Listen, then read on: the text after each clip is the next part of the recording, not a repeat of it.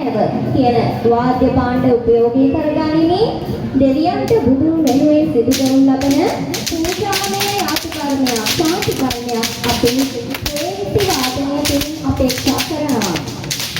ආතද විතක ආතද ඝන සුසිර කියලා හේවිසි නාදය ගෙන එති.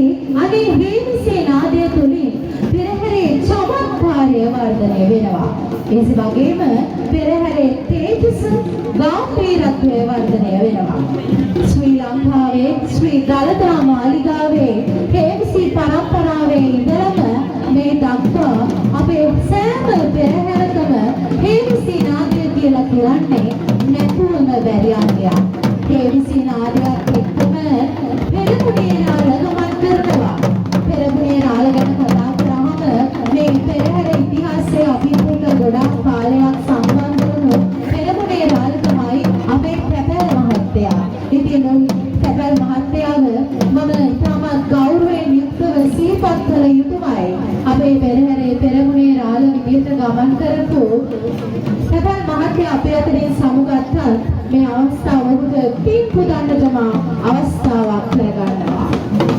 පෙරමුණේ නාලගෙන් පස්සේ අපිට දැක ගන්න පුළුවන් රතනපාල දහම් පාසලේ ලියගෙන නර්තනය. ඔව් විශේෂයෙන්ම පොළොන්නරු ඉතිහාසය දක්වා තියෙන අපේ මේ ලියගෙන නර්තනය දීපෝට දෙකක් අතර තමයි නර්තනය වෙන්නේ. ඉතින් මේ දරුවන්ගේ ජාවය ශක්තිය තමයි මේ නර්තනය තුළින් බොහොමයක් පෙන්වන්න කරන්නේ. එක සාඳුරෙන් කායකුම් කපාගෙන එක උස ඇති සදෙනෙ කුම්තෝරාගෙන ගුරුන් අතට දීලී බෙදවාගෙන ආපිත්තිය මුකවි දෙපින සැදීගෙන අතීත ජන ක්‍රීඩාව සිහිපත් කරමින් ලිකෙලි නර්තනය රතනපාල දහම් පාසල් දරුවන් අපූර්වට රඟ දක්වමින් ඉදිරියට ඇදී යති. ඔවුන්ගේ නර්තනයන් එසේ ඉදිරිපත් කරද්දී ඒ නාටකව කොටපළ ප්‍රදේශයෙන් පැමිණි පෙර ස්වාතවනියේ අපූර්වත්වය ලබන දිස්වන්නේ. කොටපළ ප්‍රාතිහාරී කලායතනයේ පෙර ස්වාතවනියයිනේ පංචකූර්ය වාදනය පසව තුරු ගොස නිනාද කරමින් ආදත විගත විදගාරුද ගන්න සුසිරයන වාද්‍ය භාණ්ඩ උපයෝගී කරගනිමින් ඉතා අපූර්ව ආකාරයෙන් ඔවුන්ගේ විහිළු නිනාදයේ විදුන් නගදෙන සෙයිසරක්දී මොහොතේ අපර ආකාරයේ විහිළු නාදයන් මේ පෙරහර පුරාවට පවතුම් ලබනවා.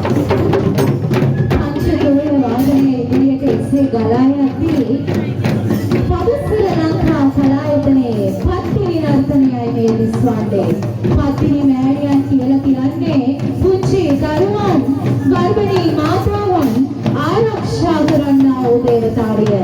ඉතින් පත්තිනි මෑණියන් උදෙසා වූ නර්තනයයි පදස්සර ලංකා කලායතනයේ ඉදිරිපත් කරන්නේ. කොමල දෙපය ලන සනබත් අරගෙන නිමල රුසිරු කරන දුවක් වසාගෙන එමල කඳේ ගිය පණගෙන් කාගෙන මේකල පත්තිනි දිස්ස වැඩ දෙවියෙක් නැත.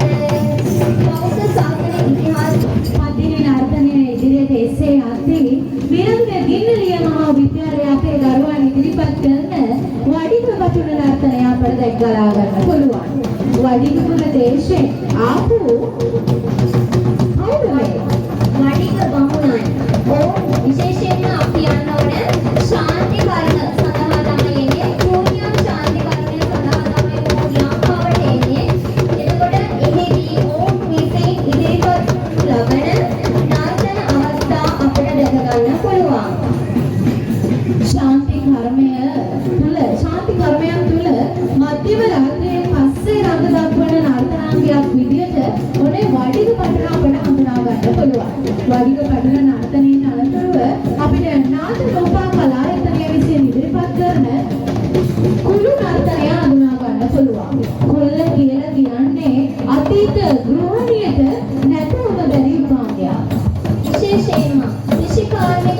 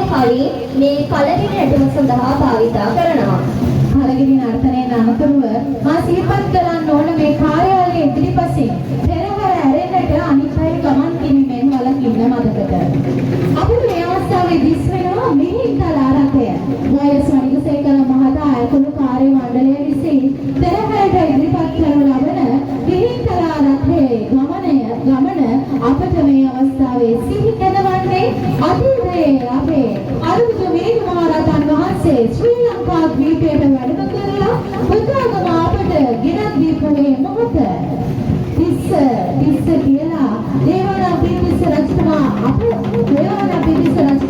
අමතකේ බුද්ධාගම ලංකාවට ලබා දුන්නු අනේ විස්සක පවුවේ අනුරුව තමයි අප මේ පරිද්දෙන් දකින්නේ.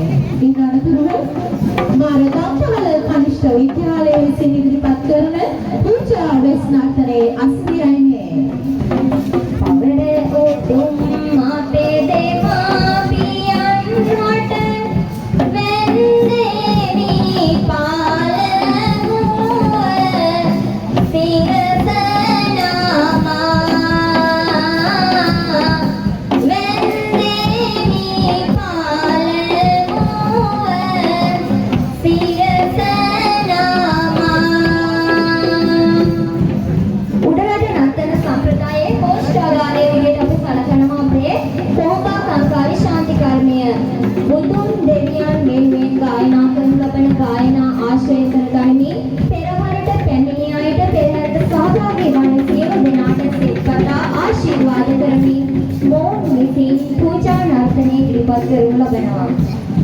ගම්පහල කනිෂ්ඨ විද්‍යාලයේ අපේ සමරේණු ගුරු මහත්මියගේ මූලිකත්වයෙන් ඉදිරිපත් කරන මේ පූජා වෙස් නර්තනය එසේ ඉදිරියට ගලාගෙන යද්දී ඒ අනතුරුව ඉංග්‍රීසි මහාවිද්‍යාලයේ පංච ධූර වාදන කණ්ඩායමේ සත්‍යයි අපේ එසෙන්නේ.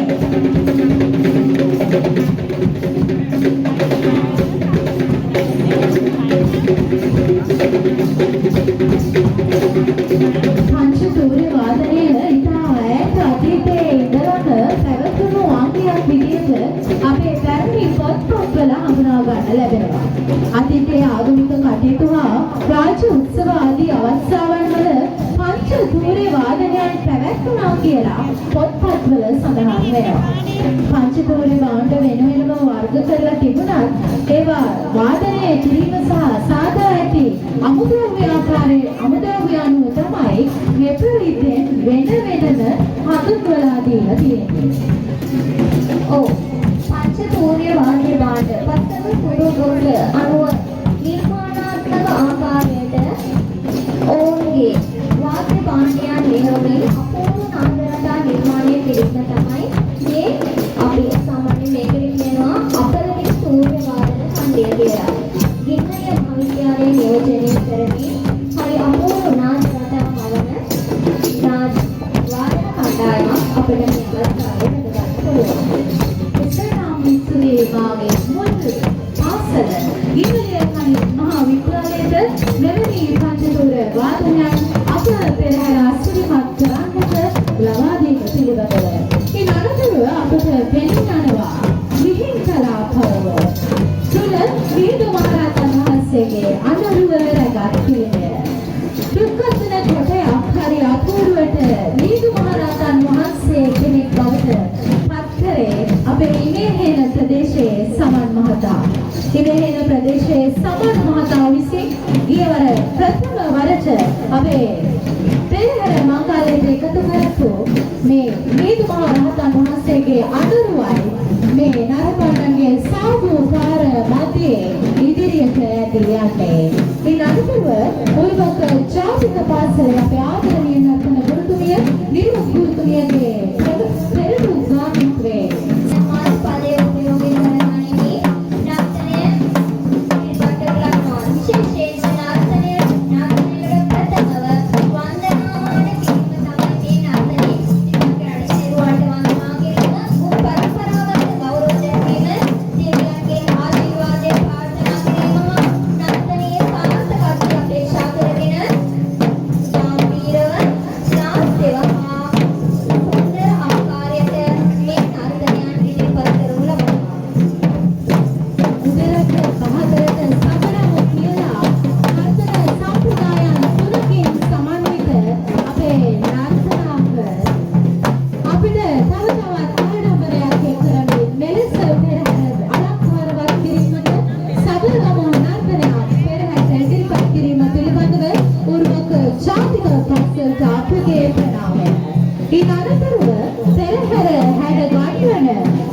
වීරත්වය ප්‍රෞಢත්වය පෙරටු කරගත්ත කොළඹ ප්‍රදේශයෙන් පැමිණි වෙස් නර්තනයයි අපට මේ දක්නට ලැබෙන්නේ. අපේ දේශීය උරුම නර්තන සම්ප්‍රදායේ කෝෂ්ඨාගාරය බෝධා සංඛාර ශාන්තිකාමය තුලින් පිළිවෙන්න අපේ ඒකට නායකත්වය දක්වනවා වූ මාලය රජතුමාගේ ඇඳුම් පටලේ භාගයක් කියලා අපි මේ ඇඳුම හඳුන්වනවා. මේ ඇඳුමේ තියෙන එකින් එකකට එක පකරුවකට පවා යම් කිසි තේමාවක් තියෙනවා. හිතෙන් පටන් ගත්තාම පාදාන්තය දක්වා මොහුගේ ශරීරය වටා තිබෙනා වූ සියලුම මුතුන්පයක් පස්සා සෑම දෙයකටම ගිනි සිරුවක් පෙරහැරට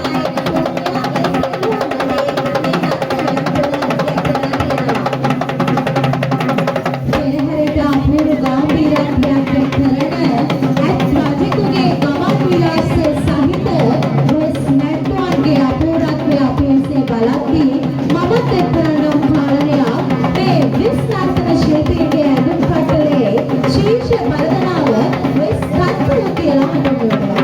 මෙන්න මේ වෙස් තත්ත්වය නිසා තමයි මේකට වෙස් ඇඳුම් පටලේ කියලා හඳුන්වලා තියෙන්නේ.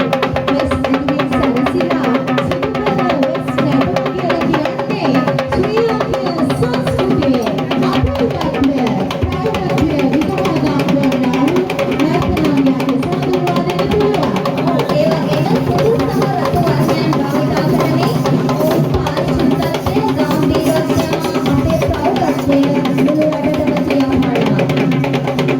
මා අසාධි පරිදි ලංකීය දෙවිවරුන්ගේ නැත්නම් රජවරුන්ගේ ඇඳුම් පටල හා සමාන ලෙස මාලය රජතුමා ලංකාවට එන්නේ කොහොමද සංකාරියක් කරන්න. කරන්නේ 65 මංගල්‍යයක් කොහොමද සංකාරයට කරන්නා වූ මාලය රජතුමා පරිත්‍යාග කරන ලංකාවට එතුමාගේ ඇඳුමේ විභාගයක් හරි අඩක්. ඒ හරි අඩ තමයි අපි මේ අද පූජනීය විදියට වෙස් ඇඳුම් පටලේ කියලා නම් කරලා තියෙන්නේ. විශේෂම කාරණය තමයි වෙස් නැටුමක් ඉදිරිපත් කරන්න හැම කෙනෙකුගේම දෑයටි ශිල්පීන් බවට පත් විය යුතුයි. ආධුනිකව නුවණින් ළඟට එන දරුවෙක් ශිල්පියෙක් බවට පත් කරලා වෙස් පිරුවට පස්සේ ඔහුගේ තියෙන අනන්‍යතාවය කියා නිම කරන්න බෑ.